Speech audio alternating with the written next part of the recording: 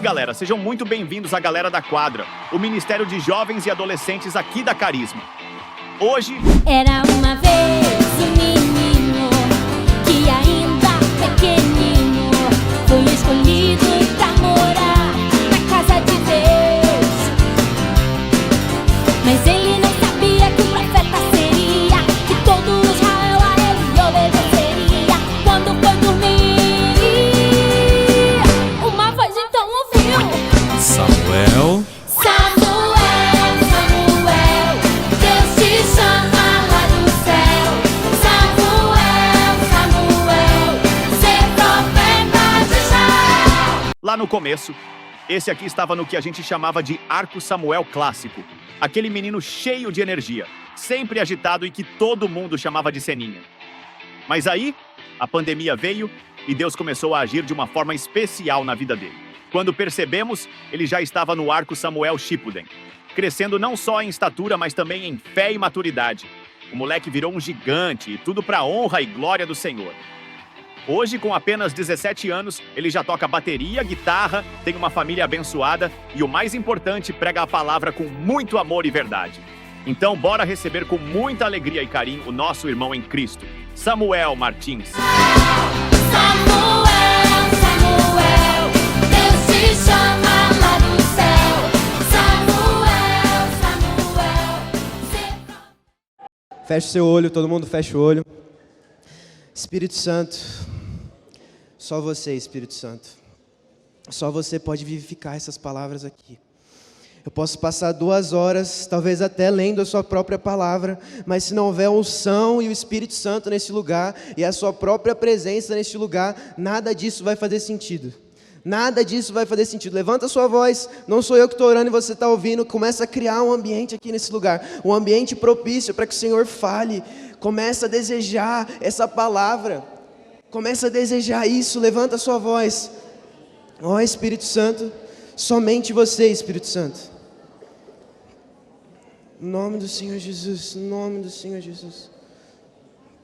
Amém, amém, amém.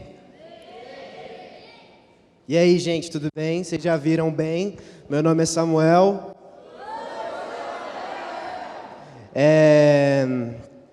Eu quero hoje falar algumas coisas com vocês aqui, só para ter uma noção, quem aqui estava na última pregação, na minha primeira pregação aqui no GT de março? Levanta a mão.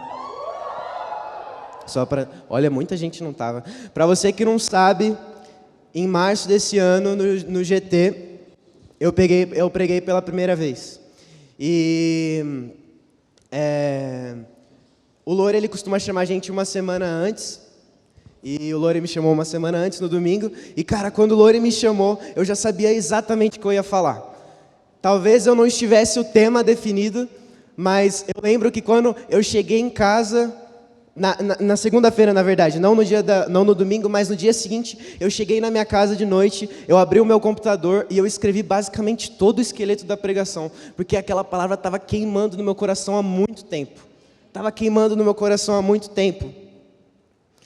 E dessa vez foi um pouco diferente. Não que o Senhor não falou nada comigo nesse tempo, o Senhor falou muitas coisas comigo nesses meses, mas a verdade é que estava difícil de ter discernimento do que Ele queria falar comigo. E o Lore me chamou no domingo, e ele perguntou se eu podia trazer a palavra, eu disse que sim. E aí eu falei assim, cara, da última vez foi assim, dessa vai ser da mesma forma. Então, na segunda-feira, eu cheguei em casa da escola de tarde, peguei o notebook, sentei no sofá, e, cara, eu fiquei 2 horas com o Docs aberto, e eu não escrevi uma linha. Eu não escrevi uma linha. Cara, minha cabeça estava confusa demais, e eu não conseguia entender, porque não é como se eu estivesse vazio, mas era só como se eu tivesse dificuldade de entender o que o Senhor estava tentando falar. E aí eu estava muito ansioso, e não estava conseguindo escrever nada. Aí eu levantei do sofá e falei assim, eu não vou conseguir escrever nada se eu ficar aqui sentado. Aí eu levantei, aí mandei mensagem para a Letícia e falei, ora aí, cara, que tá muito difícil. Tá muito difícil. E a gente conversou e tal, e algumas coisas já começaram a fazer sentido. E eu já estava entendendo o que o Senhor estava fazendo. E aí, toda segunda-feira a gente tem o futebol. E eu ia no futebol. Só que eu falei, cara, eu não vou no futebol, eu vou na oração. Porque eu preciso orar. E aí, cara, eu cheguei na oração. E aí o Senhor já estava falando, já estava tomando mais claridade. E, cara, quando eu cheguei, a gente chegou um pouquinho atrasado. Eles já tinham cantado a primeira música e a Ângela estava falando. E o que ela falou foi exatamente o que estava acontecendo comigo. Ela falou sobre a história da Torre de Babel. Quem é que sabe a história da Torre de Babel? E lá na história de Torre de Babel, o que acontece? Os homens, eles começam a se juntar e dizem que vão construir uma torre que vai chegar até os céus. E sabe, isso pode parecer inofensivo. Obrigado, Miguel. Isso pode parecer inofensivo, mas na verdade existia uma má intenção gigantesca no coração deles através dessa torre. Através dessa torre, eles estavam tentando ser Deus. Eles queriam ser como Deus era. E então, o que Deus faz? Deus desce e confunde eles na língua, porque ele sabia que se ele não fizesse nada, aqueles homens iam fazer aquilo. Então ele desce e confunde aqueles homens, eles começam a falar várias línguas, eles não se entendem mais. E ali o Senhor estabelece a soberania dele. Naquele momento, Deus, através dessa confusão de espírito, começou a ministrar neles: eu sou soberano, vocês não podem ser Deus. E não porque vocês não podem, porque vocês conseguem e não podem, vocês não conseguem ser Deus. Vocês são Deus maus. E sabe, gente, a gente pensa lá no jardim do Éden, quando o homem escolhe o fruto. O homem não escolheu o fruto porque ele achava que o fruto era gostoso. Não, ele não achou que o fruto era muito gostoso. Na verdade, o que convenceu Adão e Eva a comer o fruto foi o que a serpente disse, que era o quê? Se você comer do fruto, você será como Deus, você será conhecedor do bem e do mal. E na verdade, todos os pecados que nós podemos cometer, ele está atrelado a esse simples pecado, que é querer ser Deus. E continuamente nós estamos querendo ser Deus. E sabe, na Torre de Babel eles quiseram ser Deus. E a verdade é que talvez naquela segunda-feira, esse esboço, o fato de escrever essa pregação, estava sendo minha Torre de Babel. Porque talvez existisse um desejo carnal no meu coração, um desejo errôneo de talvez querer reproduzir algo que eu já tinha feito, de querer escrever um bom esboço. Sabe, a minha preocupação e ansiedade quanto à pregação já não estava mais sendo sobre eu quero escrever um bom esboço e ouvir as palavras do Senhor porque eu quero ministrar o que Ele tem para mim. Na verdade, estava sendo um zelo por mim mesmo e pelas coisas que eu poderia ganhar ou perder com um bom esboço ou com um esboço ruim. Mas o Senhor tratou meu coração. E hoje o Senhor quer estabelecer a soberania dEle aqui. Eu não vim aqui falar nada que você já não sabe, a não ser que seja a sua primeira vez na igreja. Eu vou te lembrar de coisas que você já sabe muito bem. Mas na vida cristã a gente tem que sempre estar atento, porque o mundo inteiro, continuamente, todas as séries que nós vimos, todas as músicas que nós ouvimos, todas as conversas dos nossos amigos que não conhecem a Deus e até dos que conhecem, as intenções do coração humano são inconscientemente uma intenção de querer tirar Deus do lugar onde Deus merece estar e deve estar. O mundo está tentando nos esquecer de que Deus é Deus e estabelecer no nosso coração um lugar de ego. E o tema da pregação é a soberania e a dignidade de Deus nas nossas vidas. Hoje o Senhor vai estabelecer a soberania e a dignidade dEle aqui em nós. Amém? Tem um versículo que a gente está usando muito ele nesses dias, e glória a Deus que a gente está usando ele. Só que talvez ele entrou num lugar de um entendimento incompleto dele. E vocês conhecem ele muito bem, se vocês quiserem abrir aí, Filipenses 3,7. Talvez você não precisa nem abrir, porque você já sabe ele de cor. A gente já disse tanto ele que você já sabe ele de cor. E na carta aos Filipenses 3,7, o que Paulo diz é: mas o que para mim era lucro, passei a considerar como perda, por causa de Cristo. Mais do que isso, considero tudo como perda, comparado com a suprema grandeza do conhecimento de Cristo Jesus, meu Senhor, por cuja causa perdi todas as coisas. e eu as considero como esterco para poder ganhar a Cristo. E sabe, eu não sei vocês, mas quando eu leio esse versículo, a minha mente está no lugar de... O que Paulo está querendo dizer com perda são todos os pecados. Eu não sei vocês, mas eu, pelo menos, quando leio esse versículo, eu leio como se, tipo, Paulo está dizendo, o pecado é perda, e todas as coisas ruins, e o que a gente já pensa na hora quando fala de pecado é, cara, o dinheiro é perda, ter uma boa casa no futuro, morar numa mansão é perda, ter muitos amigos é perda, ou não sei, ter muita fama, isso é perda. E sim, Paulo está falando disso também. Mas quando Paulo diz tudo, é tudo.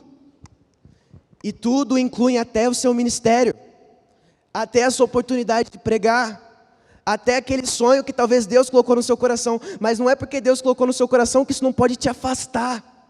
O seu ministério pode ser uma pedra de tropeço para que você esqueça que Deus é Deus. E você pode começar a entrar no lugar de eu estou produzindo isso, eu sou bom, e você não é bom. Tudo é perda até o seu ministério, tudo é perda até a sua oportunidade de pregar. Se isso te afasta de Jesus, isso é perda. Amém? Abram comigo em Mateus 22:15. E eu quero começar a falar sobre dignidade nesse versículo.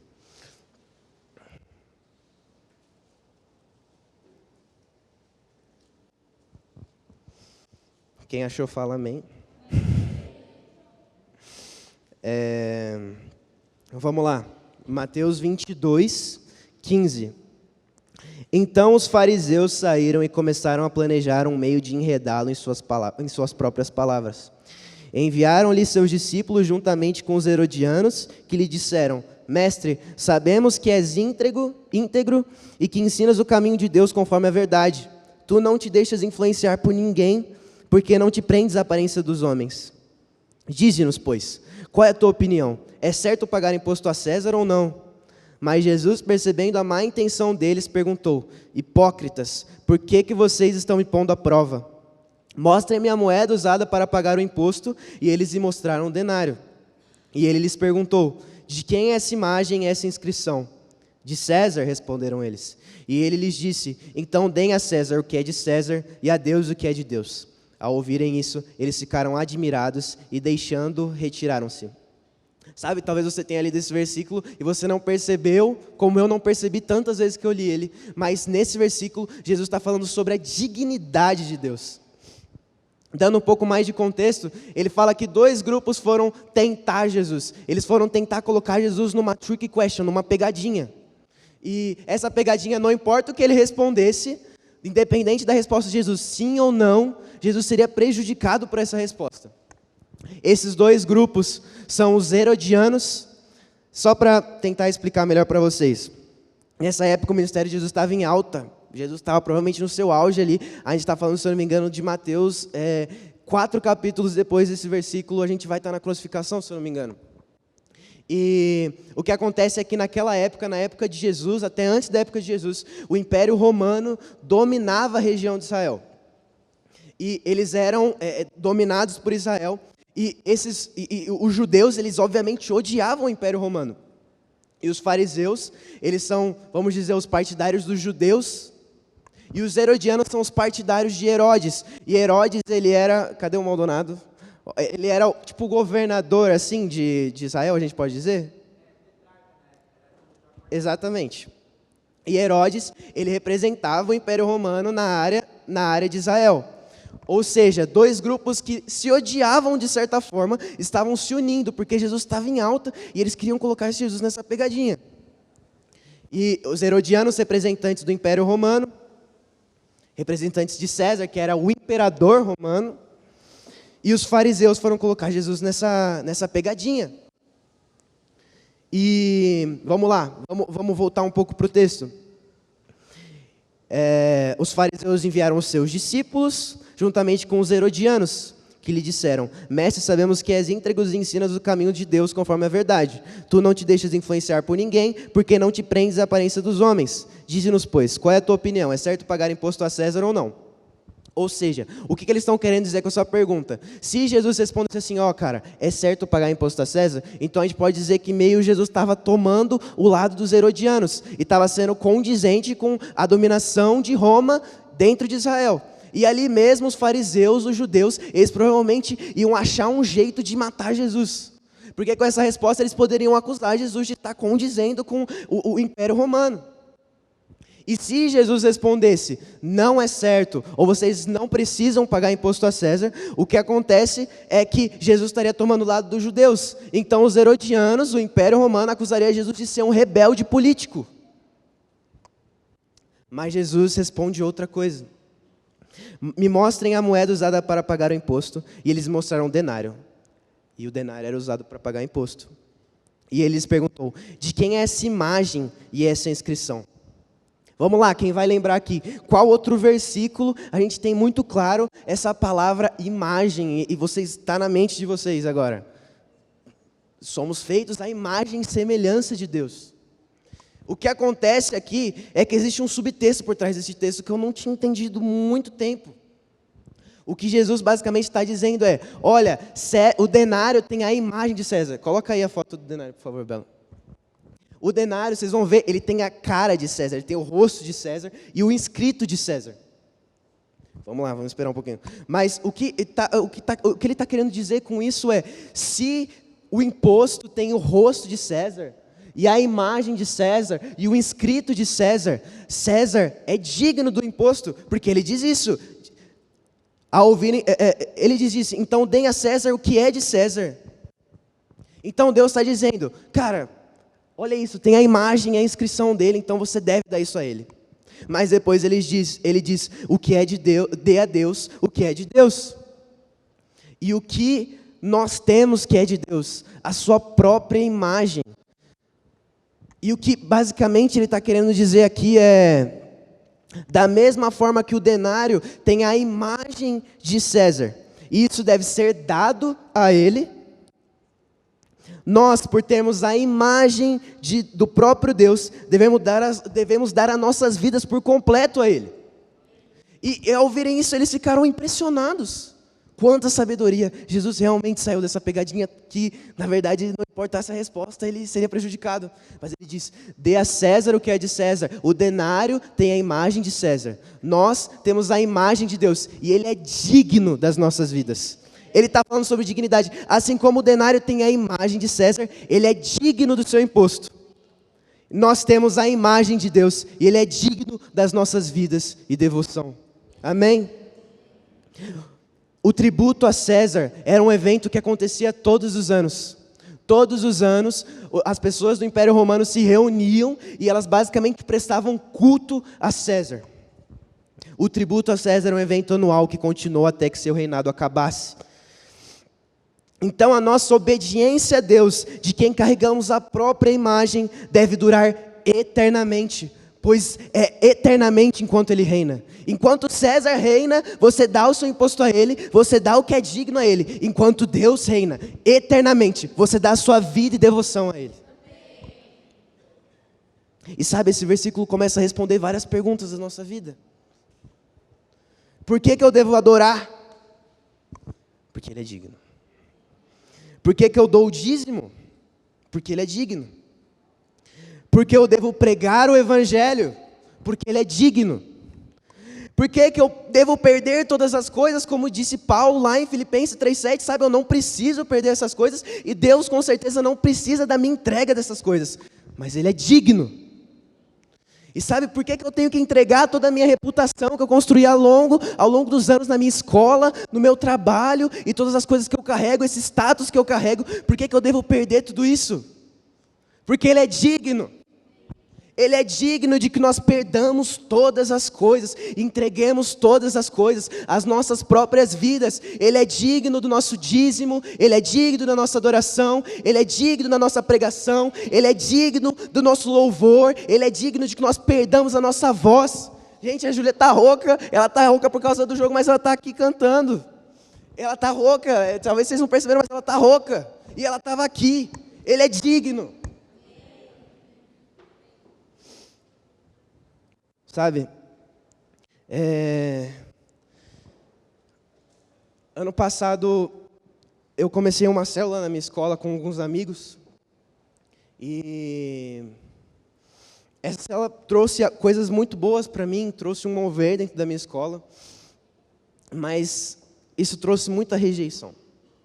Isso trouxe muita rejeição e piadinhas, sabe, chacota. Sabe, agora eu era o crente. E glória a Deus por isso. E sabe, em algum momento talvez meu coração se entristeceu assim, tipo, caramba, olha, tem amigos que eu, sabe, os considerava tanto, mas eles me rejeitam agora. Ele é digno. Ele é digno.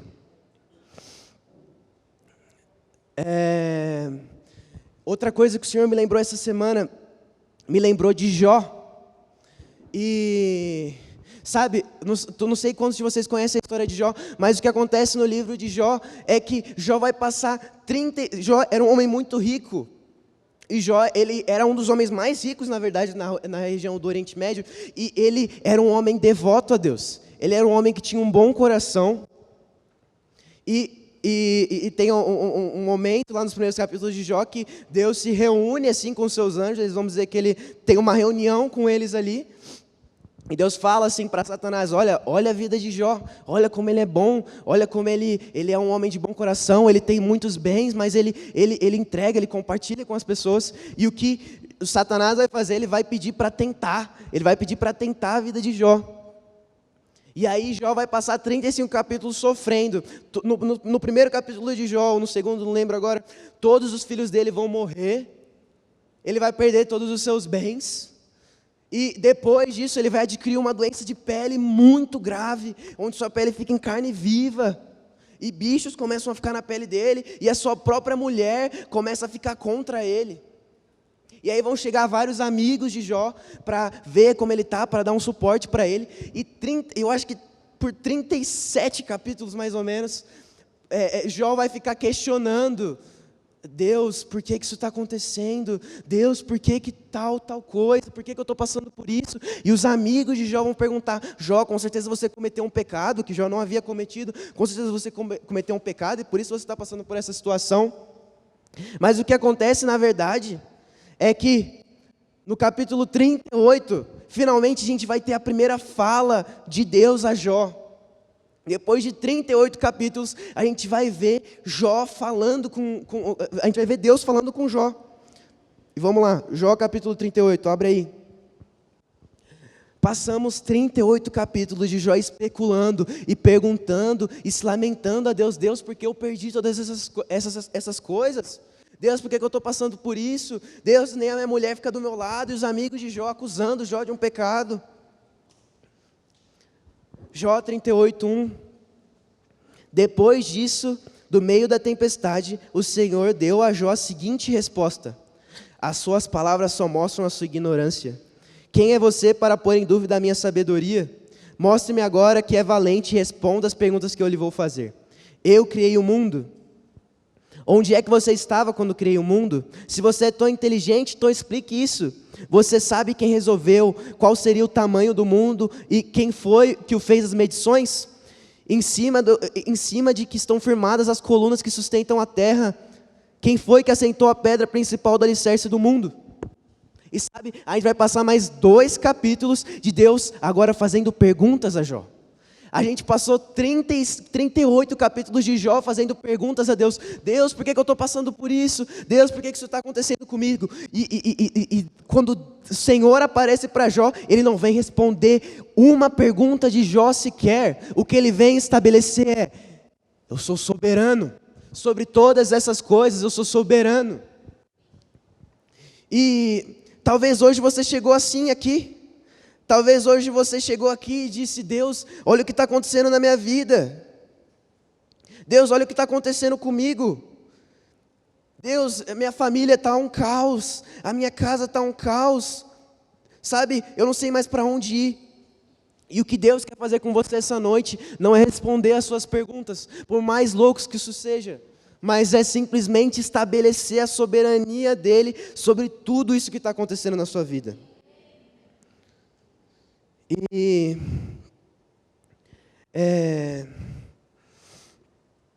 Eu vejo isso acontecendo na vida de muitos irmãos, sabe, até na minha vida. Talvez eu fico reclamando e me perguntando para Deus: Deus, por que eu tenho que passar por tanto sofrimento? Por que meus amigos estão me rejeitando? Por que tal coisa está acontecendo? Por que eu não sei para onde ir? O que Deus vem fazer aqui hoje é estabelecer a soberania dele sobre nós. E uma coisa muito louca que acontece é que depois de Deus aparecer e não responder uma pergunta de Jó sequer, ele na situação que estava, o que acontece é que Jó se arrepende. Jó se arrepende das perguntas e dos questionamentos quanto à soberania de Deus. Ele é soberano sobre todas essas situações. Olha aqui, Jó 42.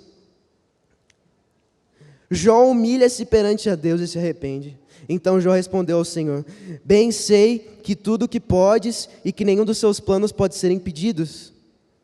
Quem é este que sem conhecimento obscurece o conselho? De fato falei o que não entendia, coisas que me eram valiosas demais e eu não as compreendia.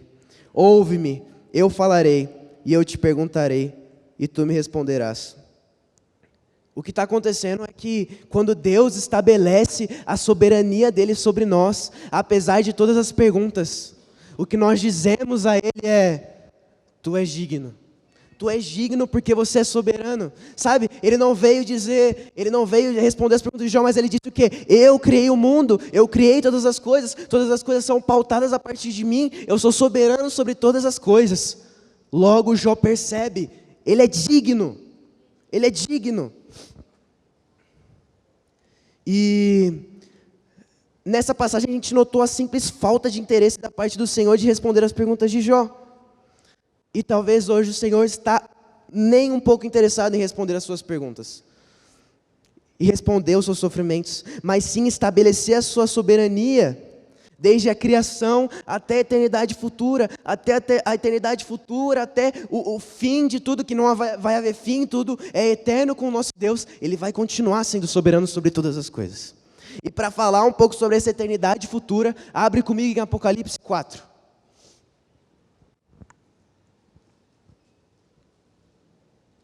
Todo mundo sabe, né? Apocalipse é a visão de João quanto... Não sei, você pode ter a interpretação que você quiser, mas vamos dizer que é o fim dos tempos. E o que está acontecendo aqui é que João já está no céu tendo visões das coisas que irão de acontecer. E vamos lá. Eu vou abrir também para ler desde o começo aqui. Calma aí. Aqui eu coloquei.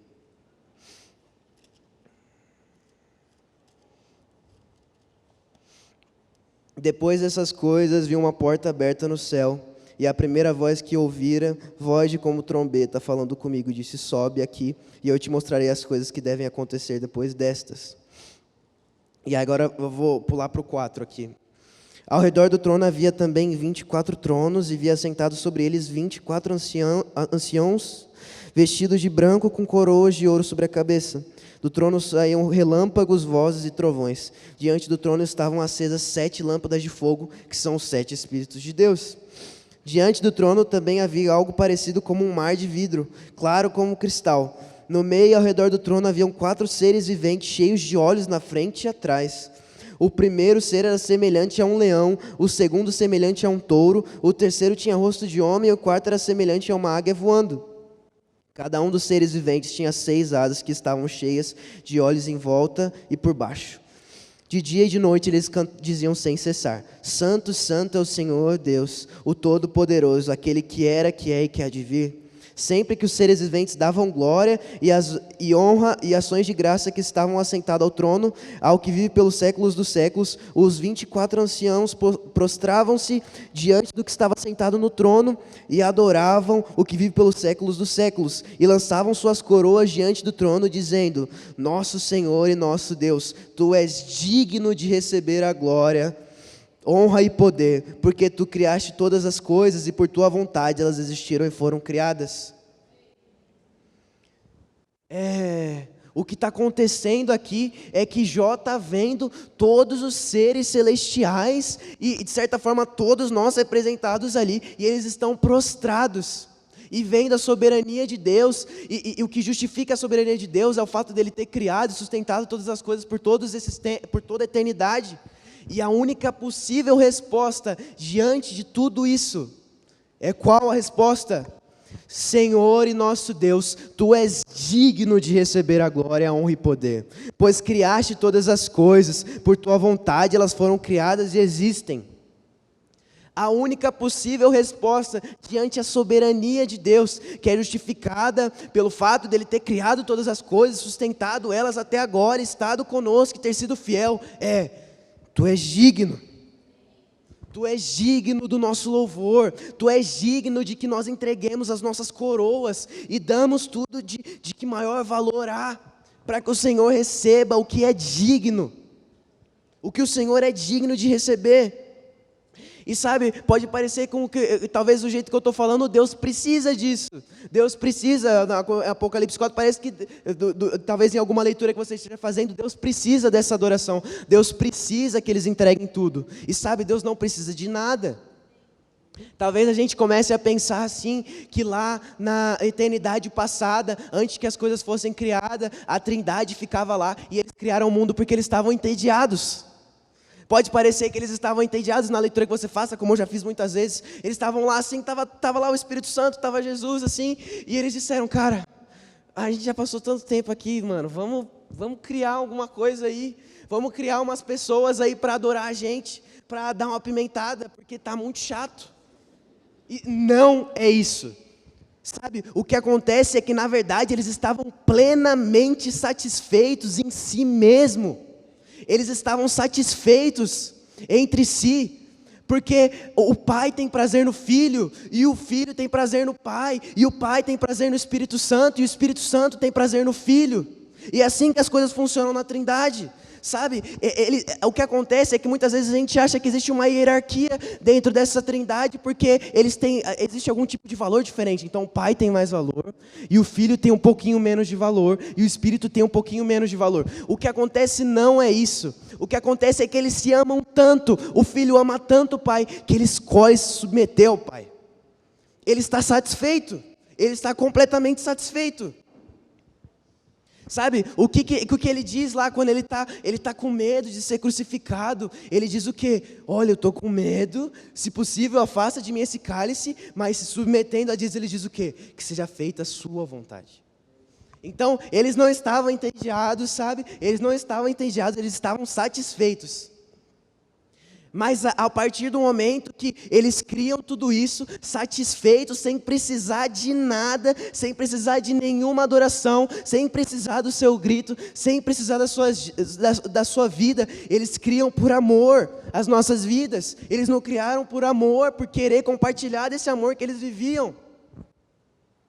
E sabe, a nossa resposta a tudo isso é: Tu és digno. Tu és digno das nossas vidas. E sabe, isso pode começar a fazer um pouco mais sentido quando você volta lá para Filipenses 3,7. Tu és digno de que eu perca todas as coisas. Você é digno de que eu perca todas as coisas, ó Deus. Sabe, não importa quantas pessoas vão estar ouvindo a pregação do Evangelho, não importa quantas pessoas vão dar atenção porque eu digo, mas eu digo porque você é digno. E sabe, você pode talvez entrar na sua sala na segunda amanhã e você vai começar a pregar para os seus amigos e nenhum deles vai dar bola para você. Mas ele é digno. Ele continua sendo digno. E você pode entrar no seu quarto e fechar a porta do seu quarto, e fechar os seus olhos e começar a clamar e não sentir nada. Ele é digno. Ele é digno. E sabe, você pode vir aqui, cantar e levantar suas mãos e não sentir nada. Ele é digno. Ele é digno e continuará sendo digno. E nossa resposta lá na eternidade futura vai ser digno, continua sendo digno, continua sendo digno.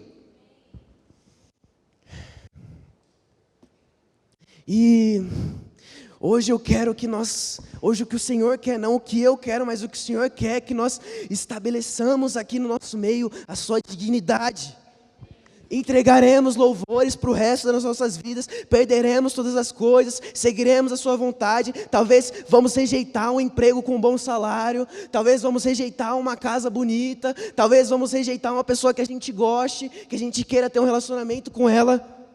Ele é digno, ele vai ser digno de todas essas coisas, e a gente só vai conseguir ter esse entendimento num lugar de adoração, e num lugar onde a gente percebe a soberania de Deus. Ali em Jó, Deus vem, desce, fala com Jó, estabelece a sua soberania. E a partir disso, então, o homem percebe que ele é digno. E da mesma forma, quando os homens não entendem a dignidade de Deus, através das palavras de Jesus em Mateus 22, ele estabelece a sua soberania. E logo nós percebemos a sua dignidade. E toda vez que nós estamos na presença do Senhor, o que acontece é que nós percebemos que Ele é digno. A gente cantou hoje aqui uma canção que tem completamente a ver com a pregação, e sabe, eu nem sabia que ela ia tocar aqui hoje, mas o que ela diz é uma verdade. Ela está basicamente dizendo que está em Apocalipse 4, os santos e os anjos se prostram aos seus pés, os anciãos andam em suas coroas ao rei, e cantam, tu és digno de tudo. E nas nossas casas, nos nossos trabalhos, nas nossas escolas, nas nossas faculdades, o que nós devemos fazer é continuar cantando através das nossas ações, através do nosso discurso, essa canção que é: tu és digno de tudo, e tu és santo, e você merece tudo isso, você merece o meu esforço. Talvez você esteja desanimado aqui, mas o que o Senhor está tentando fazer é te dar fôlego para que seja estabelecida a dignidade dEle na sua vida. Porque, como eu disse, a gente pode ir lá desde o Jardim do Éden achar que a gente é digno desse lugar. Mas a gente não é digno desse lugar. Nesse lugar a gente não vai achar nada. Quantas pessoas escolheram sentar no trono de Deus nas suas próprias vidas? E onde elas acabaram? Vocês sabem muito bem onde elas acabaram. Vocês sabem muito bem, olha para a vida dos seus amigos, olha para a vida dos seus familiares, que escolheram não perceber que dele é digno, que escolheram sentar nesse lugar que é digno de Deus, o trono de Deus.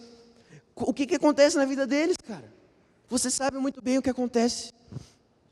E eu não preciso dizer, mas Ele é digno desse lugar. Ele é digno desse lugar que desde a criação existe no coração do homem.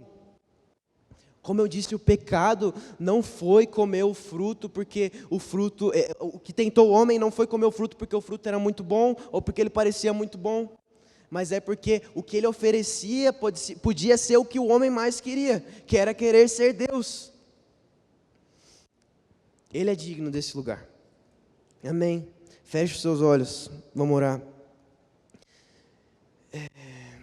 Espírito Santo, venha no nosso meio aqui hoje e estabeleça a sua soberania, para que nós possamos reconhecer a sua dignidade, meu Deus. Oh, meu Deus, nós não estamos interessados nas coisas que podemos ganhar, nós não estamos interessados nas coisas que nós podemos perder, nós só estamos interessados em te entregar o que o Senhor é digno.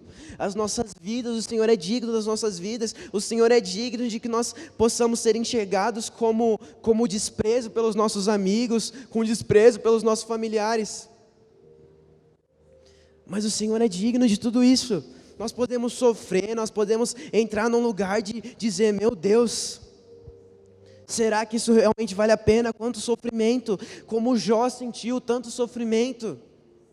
Mas o que ele está querendo dizer é digno. O que o Espírito Santo diz para nós hoje é que Ele é digno, que Deus é digno desse lugar de sofrimento muitas vezes nas nossas vidas. Fica de pé. Fica de pé. Hoje você vai poder começar a adorar, se você não tinha entendido isso antes, com esse lugar. Feche os seus olhos, feche os seus olhos. Nesse lugar de dignidade. Nesse lugar de dignidade de Deus nas nossas vidas. Sabe, Paulo perdeu todas as coisas e todos os outros discípulos perderam todas as coisas. E tudo isso porque ele era digno e tiveram a revelação de que ele era digno. Sabe, Paulo apóstolo morreu de uma forma muito agressiva. Pedro morreu crucificado ao contrário. E João morreu isolado na ilha de Pátimo. Mas tudo isso porque eles haviam percebido que ele era digno. Todas as coisas que acontecem na vida das pessoas que a gente diz que são extraordinárias, os nossos heróis da fé, são porque eles perceberam esse lugar de dignidade de Deus. E sabe, eles entregaram todas as coisas, porque Ele era digno de tudo isso, porque Deus ainda é digno de tudo isso. E quando você adora, e quando você está na sua escola, essas coisas não estão separadas, gente. Você está aqui, você está na sua escola, é exatamente a mesma coisa para Deus. Mas será que você, na mesma intensidade, consegue colocar Deus num lugar de dignidade? Você merece, Deus, esse trono. Começa a dizer para Deus que você quer entregar todas as coisas, que você quer deixar as coisas que talvez você enxerga como algo de valor. E o que na verdade Ele está fazendo é estabelecendo em nós esse lugar de soberania e de dignidade. Ó Espírito Santo, venha vivificar em nós, Pai, esse trono no nosso coração. Que meus irmãos consigam enxergar esse trono que existe no coração deles, Pai. E um momento de entrega e de louvor, para que eles consigam te entregar esse assento, porque você é digno, Deus, porque você é digno. Levanta sua voz, começa a se render em palavras, começa a se render com o seu corpo físico, se ajoelha, levanta suas mãos. Ele é digno até de que para as pessoas você possa passar vergonha, mas na verdade isso tudo é uma entrega de que Ele é digno, uma mensagem. Ele é digno, sabe, Ele é digno dos nossos devocionais cansados, aos nossos finais de dia. Nós podemos ter trabalhado 10 horas, mas mesmo assim, quando chegamos no nosso quarto de noite, Ele é digno da nossa leitura bíblica, e Ele é digno dos nossos devocionais, Ele é digno das nossas orações, mesmo cansados. Ele é digno de tudo isso. E meu Deus, hoje nós te entregamos as nossas vidas por completo.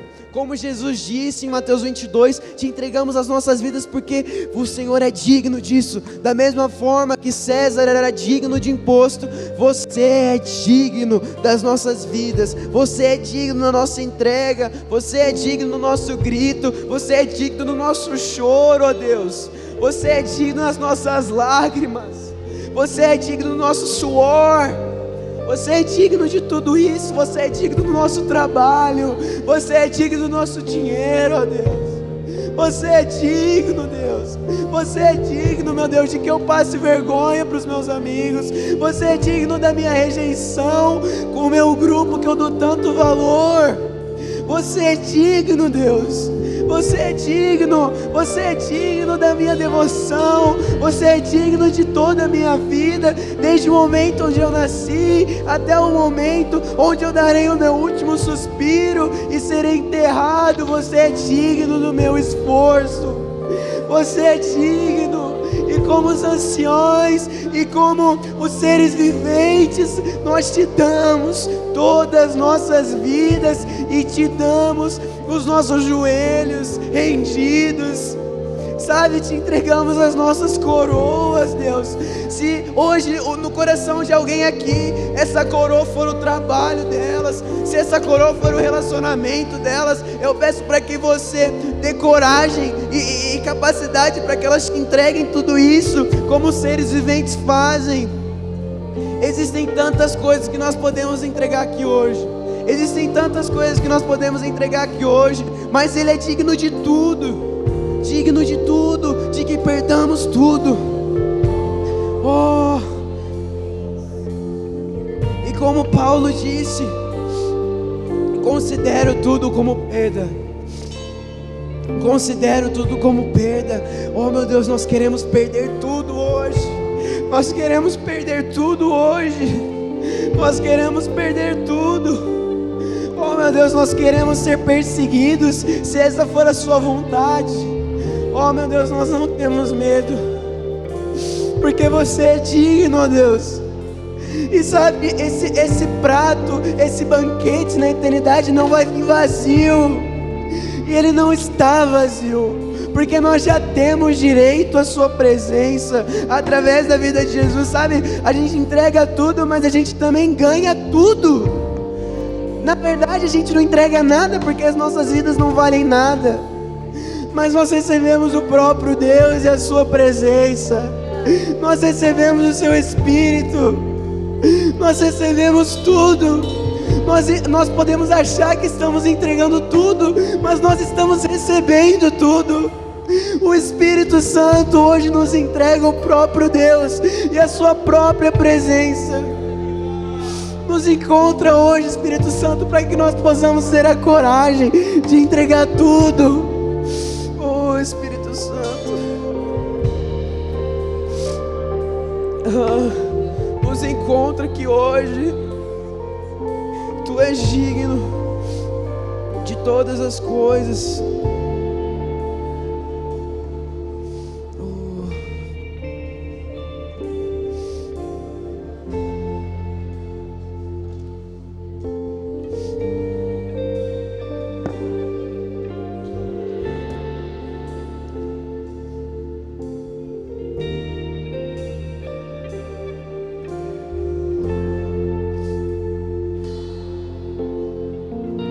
Estou preparando um caminho,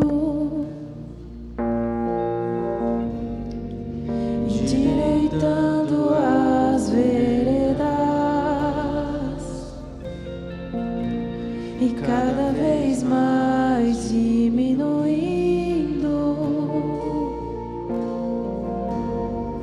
O que importa é que Ele cresça,